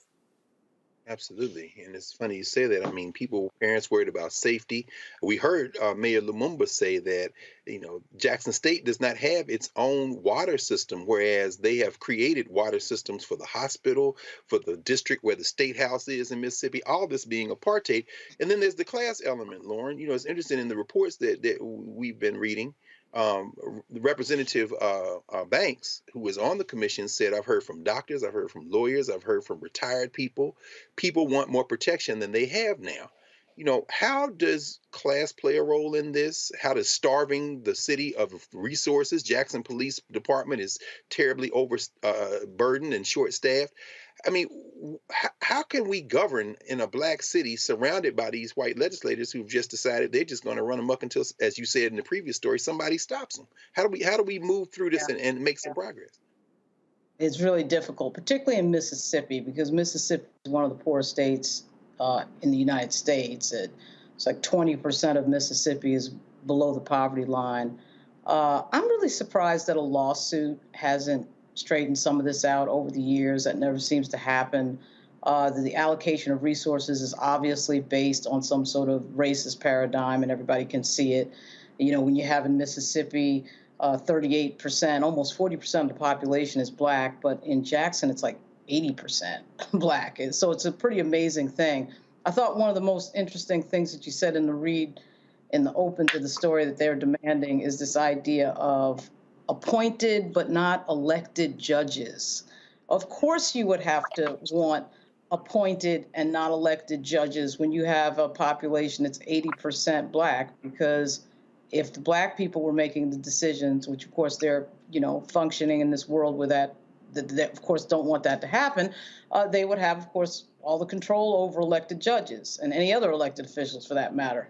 So there really isn't anything new here. I mean, this is Mississippi. This is the Mississippi of the 1920s, the 1930s, the 1800s. I mean, it's the same Mississippi it's always been. And other than the words from Nina Simone's song, Mississippi Goddamn, coming into my head, I really don't have that much of an answer for it. It just is. I've only been to Mississippi. I've been to Mississippi a few times, just going to Tunica for Benny Thompson's retreat. But other than that, I don't know too much about Mississippi other than the history that we all know, the reality that we all know. That has been some of the worst realities for African Americans in the United States, something that is never completely faced, something that is never completely looked in the eye of. And the way it's going, we don't seem to be getting too much closer at getting them to look in the eye of their own history. So it just repeats itself. As I don't need to tell Dr. Carr, it repeats itself. No. I mean, I think you're right, Lauren. I mean, I've been to Mississippi many times. I love flying into Medgar Evers Airport and sitting in the history. You're surrounded by it, and we know that their history isn't in just books. The people fight. There's a new book, Jackson Rising Redux, Callie Akuno and Matt Meyer. We know that Mississippi is not going to take this land down. Certainly not the black folk in the city and in the state. Another sister who has been on these airways many times, Rukia Lumumba, the sister of Chokwe Lumumba, the mayor. Of course, their parents, of course, Nubia and Chokwe Lumumba, who were the previous mayor. There will be lawsuits. There will be fights. In fact, both of them are lawyers. In fact, Chokwe and Rukia. Let's move to another battleground for a few minutes. We're going to go out to California. This is actually, since we've been talking about Mississippi, the South in my tongue would pronounce this Temecula Valley, but it might be Temecula Valley. But at any rate, it's in California, and we're looking at critical race theory. We just saw what happens when black people speak publicly about critical race theory, and we also know that conservatives are trying their best to erase black history for the last few years. In fact, they've coined ban critical race theory, or as they might call it, CRT, which is not taught in grade schools, by the way, as their rallying cry. Well, during this year's Conservative Political Action Conference, also known as CPAC and some other names we won't repeat here, one woman clarified what she thought should be taught in schools. Well, and I get very aggravated because I notice the folks who push CRT do not seem to take the time to teach about Frederick Douglass, who was a great black founding father. They have erased the work of early black people in this country. Frederick Douglass, Harriet Tubman, many of these things, we're not taught about them and their full capacity. Right. So what we need to do is we need to get rid of this CRT nonsense and start teaching more about what Harriet Tubman, Frederick Douglass, John Brown, the person who stole the Confederate ship, W.E.B. Du Bois, Marcus Garvey, Malcolm X, Martin Luther King, Farrakhan. I mean, you know, the list goes on. The list goes on. It's crazy. It is a robbery of both black and white children to not teach that history, because black children should be knowing that there were great black leaders that they can identify with. And it's like none of these kids know who Marcus Garvey is. Yeah, exactly. Now, while we're letting that percolate, and our ally there doing the best he can, it's Du Bois, as Dr. Du Bois often reminded, not Dubois. And the guy he couldn't name was Robert Smalls, who stole the ship, the Planter, in South Carolina and sailed that Confederate ship. Of course, came back as a congressman. But while we're letting that percolate, maybe we'll get both of yours comments after the break. I want to put this one on the table in the spirit of that. That wasn't from California. That was from CPAC a couple of weeks ago here in the DMV. But in California, there was a brother who spoke up at a critical race workshop and was removed. Chaos and confusion, in fact, erupted during a California workshop about critical race theory. A black man who attended the workshop decided to speak up during the event to share his dismay with the board's decision to ban CRT when it's not even taught in their classrooms. Dear Temecula Valley School Board, I am writing to express my deep disappointment and disapproval of your recent decision to bring in a panel of so-called experts on critical race theory, CRT. It is widely recognized by the vast majority of experts that bringing CRT into the K-12 classroom is just as outlandish as bringing calculus to the first grade classroom. Neither idea is viable or credible. Therefore, it is asinine to ban CRT when it isn't even taught in any K-12 classroom in the United States of America. Your continued, blatant, willful ignorance of the Black experience in this country is not only shameful, but also detrimental to the education and growth of our children. As Frederick Douglass once said, I say it with a sad sense of disparity between us. I am not included within the pale of glorious anniversary.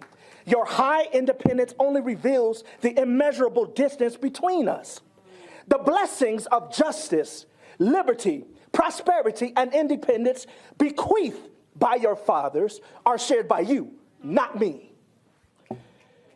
The sunlight that brought light and healing to you has brought stripes and death to me. This 4th of July 30 seconds. Is yours, not mine. You may rejoice, but I must mourn. It is disappointing to see people who have a problem with history being taught. It is not Ruby Bridges who has a problem with history being taught accurately. It is the people who threw rocks at a 6-year-old. It is for trying to simply go to school whose grandchildren might learn and see their pictures and recognize their faces as they were throwing rocks at this little girl instead of taking progress. Thank you, Dean. Thank you.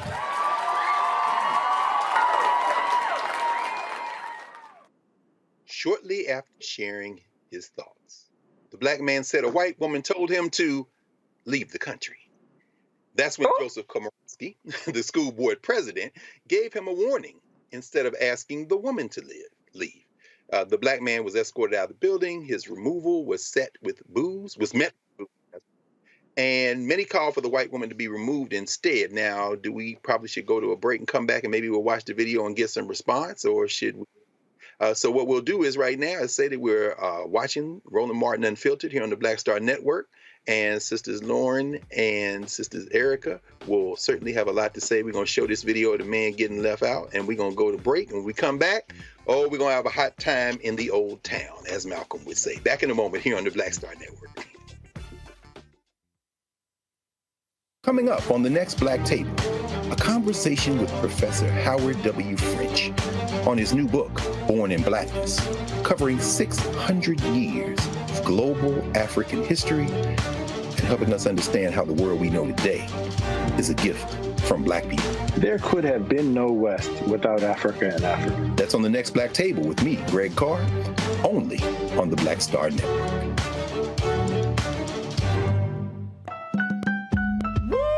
We're all impacted by the culture, whether we know it or not. From politics to music and entertainment, it's a huge part of our lives, and we're going to talk about it every day right here on The Culture with me, Faraji Muhammad, only on the Black Star Network.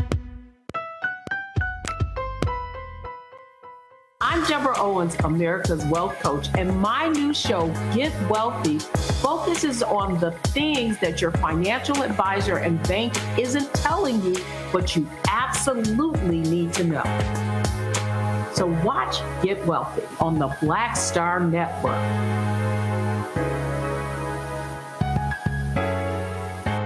Hi, I'm Dr. Jackie Hood Martin, and I have a question for you. Ever feel as if your life is teetering and the weight and pressure of the world is consistently on your shoulders? Well, let me tell you, living a balanced life isn't easy. Join me each Tuesday on Black Star Network for A Balanced Life with Dr. Jackie.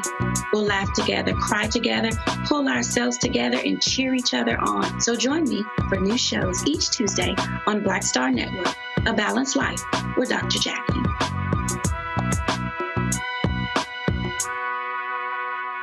What's up, y'all? I'm Will Packer. Hey, everybody, it's your man, Fred Hammond. Hi, my name is Brescia Webb, and you're watching Roland Martin Unfiltered. Ow.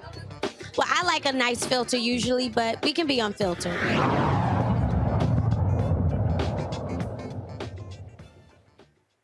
Welcome back to Roland Martin Unfiltered here on the Black Star Network.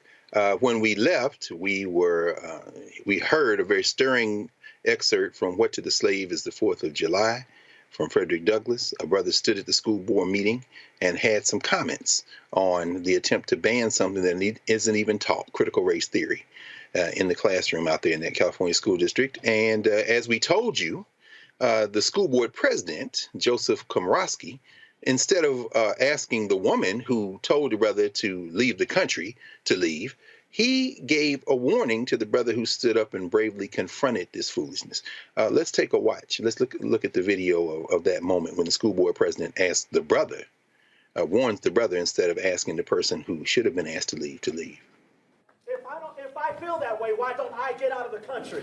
My family. Sir, that's your first warning. The second warning, you'll be asked to leave. She said get out of the country. She told me to get out of the country.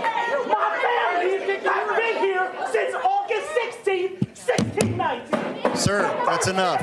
And Jamestown, in Virginia, my family is here. We've been slaves for 400 years. Jason, please escort this man out of the building. Thank you.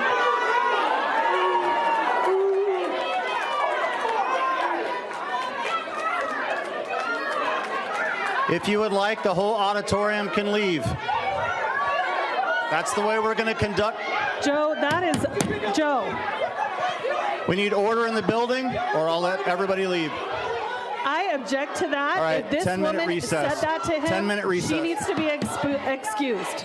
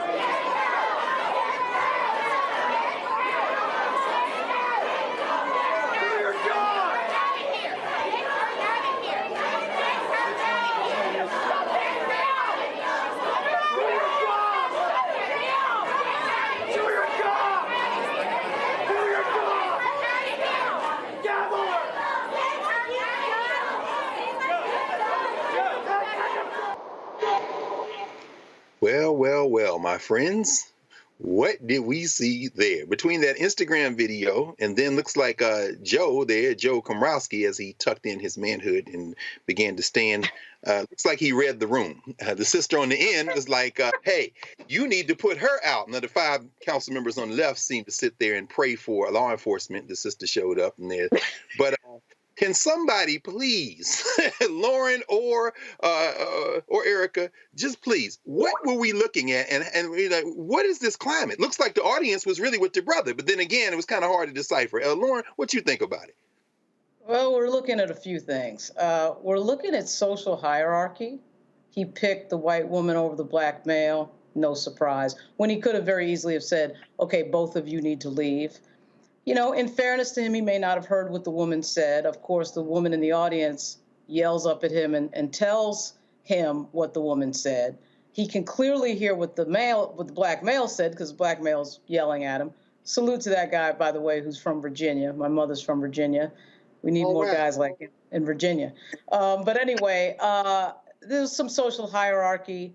I think we're also seeing, you know, in a more general sense, a sort of growing trend in this country of an inability for people to listen to people who they disagree with and be civil while they're listening to people they disagree with.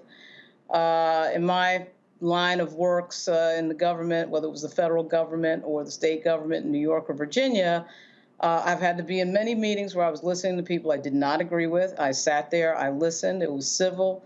I lived, they lived, the world didn't end.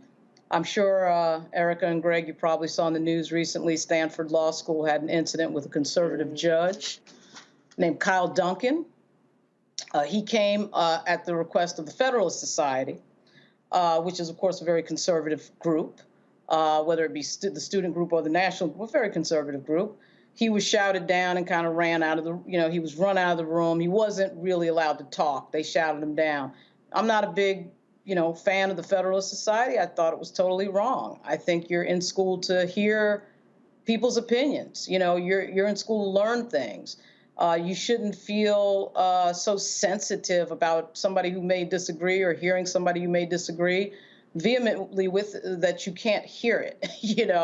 There's that famous scene, Eric and Greg and Malcolm X, where Malcolm X is coming out of the school. I don't know whether that's real or not, whether he probably did, I'm sure, address many colleges and universities. But I thought it was interesting, and the white woman comes up to him and says, what can I do as a white woman who believes in justice? And Malcolm, Denzel Washington playing Malcolm turns and says nothing. I don't know if that ever actually happened, but I thought to myself looking at that scene and also thinking about the James Baldwin video. I think he's at Oxford, and he has that famous argument with William F. Buckley. Baldwin basically beats Buckley at that argument. Everybody's listening. Everything's cool. We have a growing thing in this country now, though, of people not being able to listen to things they don't want to hear and shouting each other down. And that's primarily what I think we just saw there, what Jonathan Haidt refers to as the coddling of the American mind. I think it's a growing trend. I think it's a dangerous trend, quite frankly. Even in cases where, people are saying things I don't agree with, I do think it's dangerous, particularly in academia. But this is a school board meeting. We're seeing this level of contentiousness in these school board meetings. I understand that we understand that CRT is a fake convention. People understand that. At the same time, I think the way you beat people's ideas is with other ideas. You notice that once he starts quoting Frederick Douglass is when, everybody starts shifting in their seat, because once you start getting closer to the truth has power. Those words have a lot of power. You see what the result is. I always know in an argument where I'm winning because people just start to shift. They start to interrupt. That's when you know you're ringing the bell, and he rang it. And it's just a very interesting thing to watch at this moment in our country. We have these changing demographics. That's very true, Lauren. Yeah, we're in a state where I doubt of the two of them whether Joseph Komorowski's ancestors or the guy he called to put him out have been in California longer than that man. Since but it's very interesting, Erica, just listening to Lauren talk about this and think about how many things were going on in that moment. The escalation, the potential that it could have turned into something else. The crowd was seeing to back the brother and saying, put her out. And that white man had threatened to put everybody out. But apparently in that moment, he thought better of it.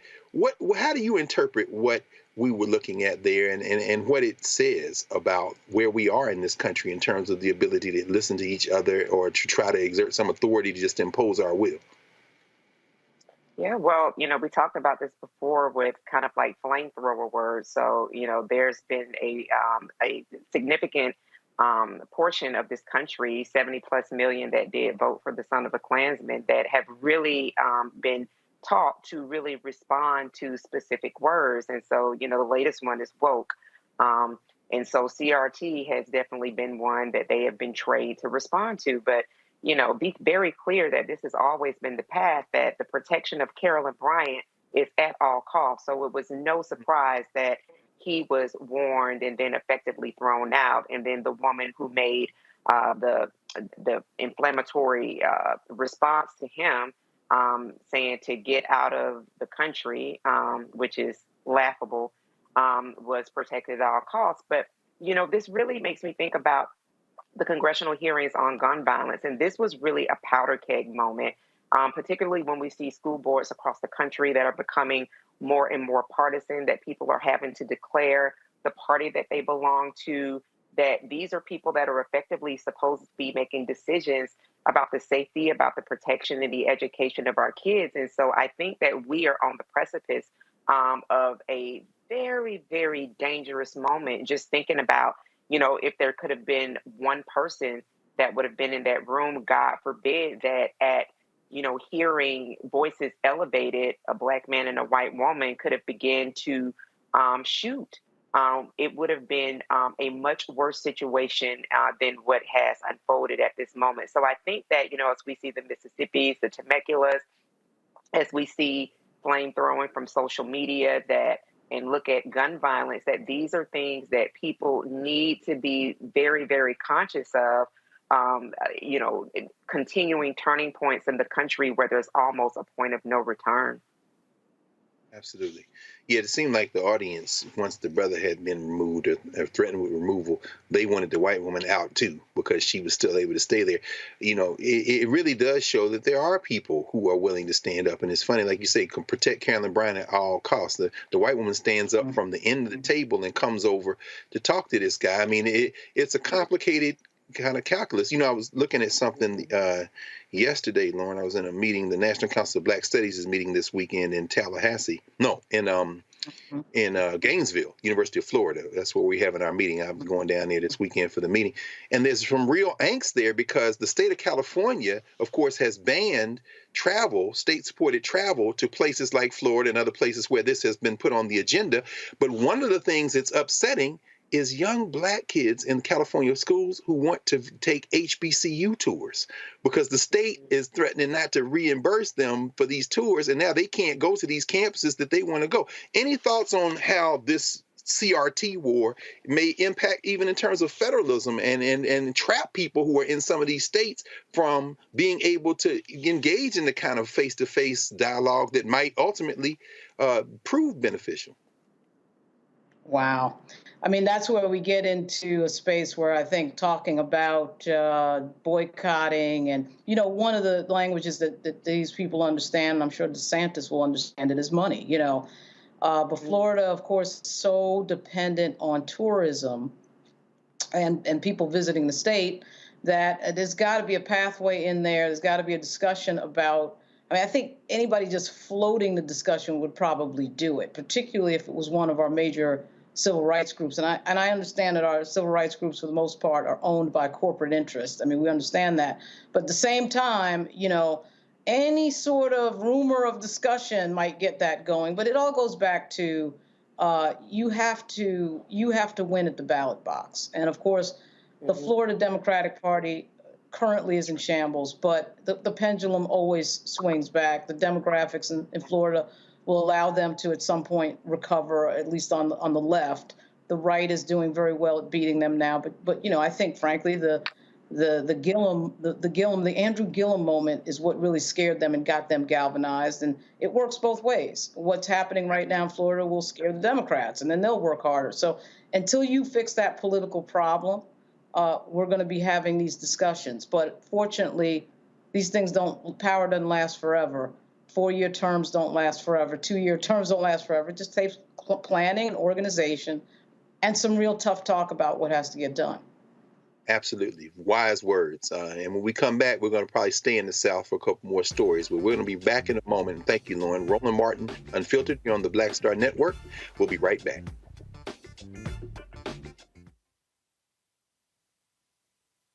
Hatred on the streets, a horrific scene, a white nationalist rally that descended into deadly violence. White people are losing their damn minds. As an angry pro-Trump mob storms the U.S. Capitol, we're about to see the rise of what I call white minority resistance. We have seen white folks in this country who simply cannot tolerate black folks voting. I think what we're seeing is the inevitable result of violent denial. This is part of American history. Every time that people of color have made progress, whether real or symbolic, there has been what Carol Anderson at Emory University calls white rage as a backlash. This is the rise of the Proud Boys and the Boogaloo Boys. America, there's going to be more of this. Here's all the Proud Boys, guys. This country is getting increasingly racist in its behaviors and its attitudes because of the fear of white people. The fear that they're taking our jobs, they're taking our resources, they're taking our women. This is white fear.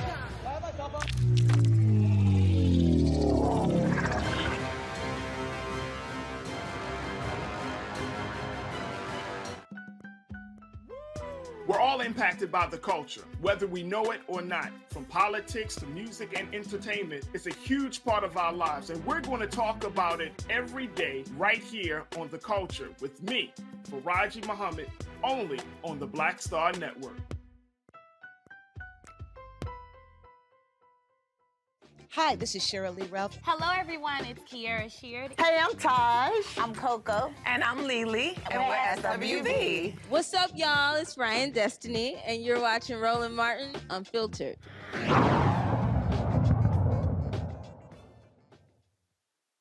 Welcome back to Roland Martin Unfiltered here on the Black Star Network. Remember to support the Black Star Network. Tell your friends, your family, wherever you are in the world watching this over-the-top streaming network. We're going to stay in the South. We're going to bring in Tennessee. We're going to bring in Georgia. We're going to bring in, by proxy, Alabama. And we'll probably even name check South Carolina. Let's do these in rapid robin fashion. And then we'll get Erica and Lauren to comment on any of the stories that resonate with them. First, from Tennessee. From the state of Tennessee, a FAMU graduate who did her undergraduate at FAMU and did her doctorate, her MD in Ohio, is about to become Vanderbilt's first Black woman neurosurgery resident. She's going to be in my hometown. Let's talk about some Black girl and Black boy magic that's happening. This sister will be the first in 148 years to put on the doctor's coat there since the opening of the medical school in 1874. Tamaya Potter matched for a spot in the neurosurgery position at the university's medical center in Nashville, Tennessee on March 17. Better known to medical students as National Match Day. Shout out to Meharry and Howard and the Morehouse School of Medicine and Charles Drew, where they matched as well. Thousands of graduate medical students all over the country learned where they would go there and do their residency training for the next several years. Tamaya didn't believe it, so she had to call and confirm. Vanderbilt trained his first neurosurgery resident in 1932, making Potter the first Black woman to join in 91 years. According to the Association of American Medical Colleges, only about 5.7% of physicians in the United States identify as Black or African American. The association found that there were only 33 Black women in the neurosurgical field as of 2018. Let's go to Georgia, where a Black editor was named to lead the Atlanta Journal-Constitution. The AJC named its first Black editor in its 155-year history. It's a shame we're doing these still breaking barriers at this late date. Leroy Chapman Jr. was announced as the new editor-in-chief after 12 years at the Atlanta Journal-Constitution. He's been serving as its managing editor since 2021. So as Lauren knows, he's been running the paper, so now he gets to be the editor. He will take charge of a new staff operating about over 125,000 print and digital subscribers and about 6 million unique online monthly visitors.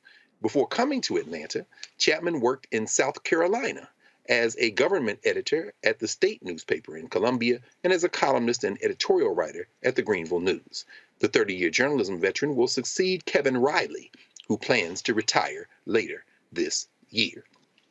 Our next story involving Amir Questlove Thompson, who is from Philly, but his people from Mobile, Alabama, as we found out as he helped work on the documentary on the Clotilda there in Mobile. One of the nation's most celebrated artists has found another creative outlet. Grammy Award-winning artist Questlove is launching his own book imprint at MCD Books, which is a subsidiary of Farrar Straus Giroux, FSG. Named in honor of the late artist Prince, Aua Books, as in that bird call that Prince and Morris Day and them used to do, will feature a mix of fiction and nonfiction that ranges from memoirs to books about music, history, and business. The first book to be released will be a memoir of the man, funk music icon Sly Stone.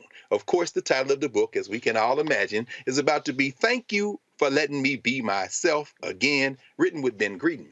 Next year, Questlove and Greenman will team up for another book, Hip Hop is History, an examination of hip hop's first 50 years.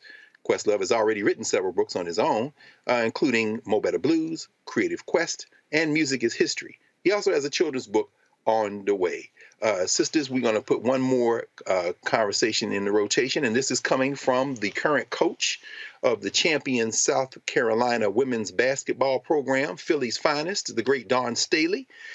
We probably all saw her walking up and down the sidelines with a Cheney University jersey on last week. South Carolina women's basketball coach Dawn Staley decided to sport that jersey as some history in the Gamecocks' second-round March Madness game against South Florida. Staley wore this white and blue, number 44 Cheney University jersey. Of course, not only is Cheney the nation's oldest historically Black college and university, in 1982, its women's basketball team became the first and only HBCU to reach the Final Four of the NC2A tournament ultimately falling to Louisiana Tech in the national championship game. Shout out to, of course, the great all-time coach of that team who went to Iowa and then Rutgers, Vivian Stringer. She was the women's basketball coach, and next door, John Chaney was the men's basketball coach at Chaney at the time. During the post-game interview, Dawn Staley was asked to explain why she wore the jersey. I think we got some sound. I'd rather have her tell the story if y'all don't mind, if y'all got it teed up. Tell us Yes, a little ma'am. bit about your Cheney jersey you're wearing today, just where you got that, and why you decided to rep them today.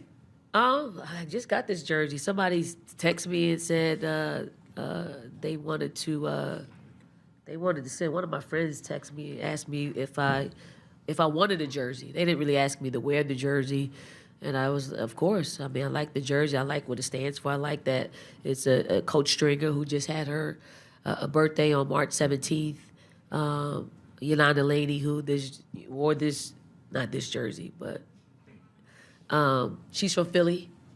Grew up, you know. She actually started leagues for us. Like when I was younger, we played in something called the DBL, and she was very much a part of creating that league to give younger players an opportunity to just come together and play in the summertime.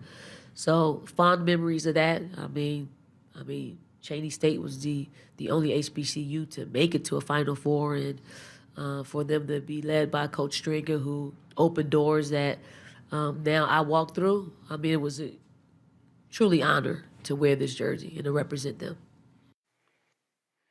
Sisters, I'm going to ask for you all to have any comments on any of those stories. I do want to mention, of course, as we know, that when South Carolina won the national championship a couple of years ago, as we saw, Dawn Staley cut down the net and took a piece of that net and gave it to every black woman coach who was coaching right now, including that young sister at Ole Miss who just won her game, because she said Carolyn Peck, when she won, became the first black woman, of course, to win the national championship. When they cut the net down, she sent her a string of it. And I should mention one other thing before I ask Eric. Maybe I ask you first, and then ask Lauren to comment on any of the stories. I want to mention, of course, congratulations to my friend and our sister Yolanda Pierce, who is currently the dean of the Howard University School of Divinity.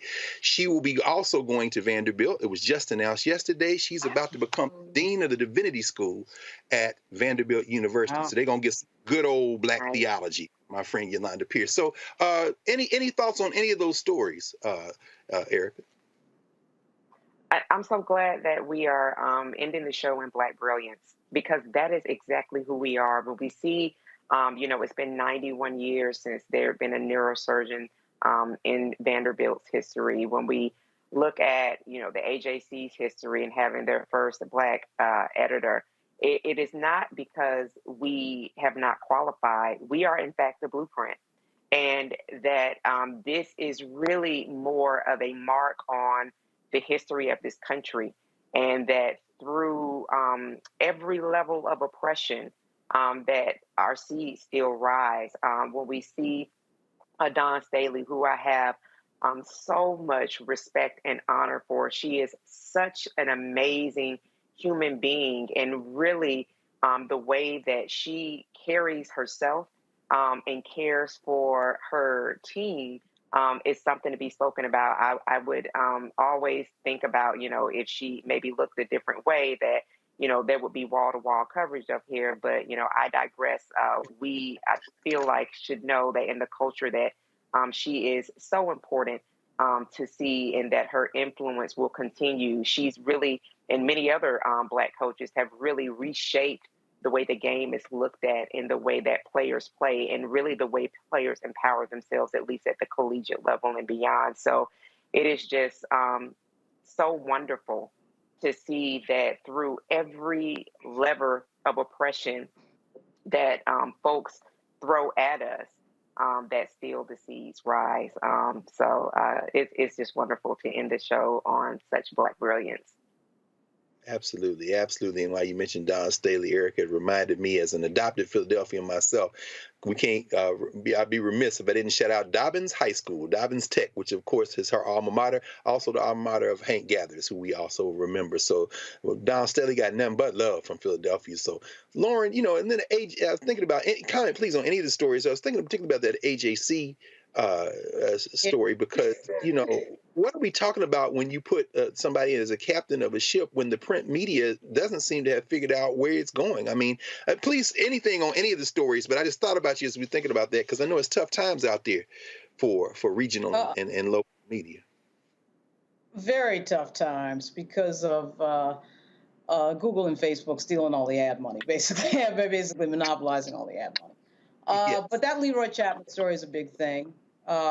You know, 155 years, the Atlanta Journal-Constitution is 155 years old. I think the Washington Post is 157 years old, never had a black editor. They passed over Eugene Robinson, and in my view, passed over Kevin Merida, who's now the editor of the LA Times. So to see Leroy Chapman be at the top of the Atlanta Journal-Constitution, which is a storied paper, of course, in Atlanta, the Mecca, and that's a really amazing thing, because it's rare, very rare, that a black person is controlling the content of what goes on one of these platforms. I mean, the Washington Post right now doesn't even have a black person on their editorial board. It's a 8-person, I think, editorial board at the Post. And the city that some have referred to as Chocolate City, still majority black, though barely. And so for Atlanta to do this is huge. I mean, it is huge. I cannot tell you, as somebody who's been, you know, I worked at USA Today and ABC News, you get in these bigger newsrooms, and the higher you get, the whiter it gets, and usually the maler it gets. There is a woman who is a top editor at the Post and at Associated Press right now. But there's never been a black person in charge at the Associated Press or the Washington Post. The New York Times has actually done it, I think, twice, right? But even that isn't really, I mean, I think this guy, just looking at him, I don't know Leroy Chapman at all. I'll probably meet him at some convention, whatever. I don't know him at all, but I got to tell you, I'm sure he put in the time there to get to that position, because it ain't easy. It ain't easy at all. So that's great to see that. It's very interesting. Let's see what direction he goes to the paper and see if he's kinfolk. We'll find out pretty soon. So that's right. You know. I know that's well. We're going to wind ourselves to a close tonight, and of course, as always, it's such an honor and a pleasure to be with both of you, with Lauren Victoria Burke and Erica Savage. And thank you all, everybody in the control room, So we're going to end here, because you all made sure that nothing collapsed, and you are, as always, the backbone of the Black Star Network. So join us again tomorrow here on the Black Star Network for Roland Martin Unfiltered, and we'll see everybody tomorrow. Everybody stay safe. Folks, Black Star Network is here. Hold no punches. I'm real revolutionary right now. Support this man, Black Media. He makes sure that our stories are told. Thank you for being the voice of Black America, Roland. Stay black. I love y'all. All momentum we have now, we have to keep this going. The video looks phenomenal. See, this difference between Black Star Network and black-owned media and something like CNN. You can't be black-owned media and be scared. It's time to be smart. Bring your eyeballs home. You dig? Pull up a chair. Take your seat. The Black Tape with me, Dr. Greg Carr, here on the Black Star Network. Every week, we'll take a deeper dive into the world we're living in. Join the conversation only on the Black Star Network. Hi, I'm Dr. Jackie Hood Martin, and I have a question for you. Ever feel as if your life is teetering and the weight and pressure of the world is consistently on your shoulders? Well, let me tell you, living a balanced life isn't easy. Join me each Tuesday on Black Star Network for A Balanced Life with Dr. Jackie. We're all impacted by the culture, whether we know it or not. From politics to music and entertainment, it's a huge part of our lives, and we're going to talk about it every day right here on The Culture with me, Faraji Muhammad, only on the Black Star Network. I'm Deborah Owens, America's Wealth Coach, and my new show, Get Wealthy, focuses on the things that your financial advisor and bank isn't telling you, but you absolutely need to know. So watch Get Wealthy on the Black Star Network.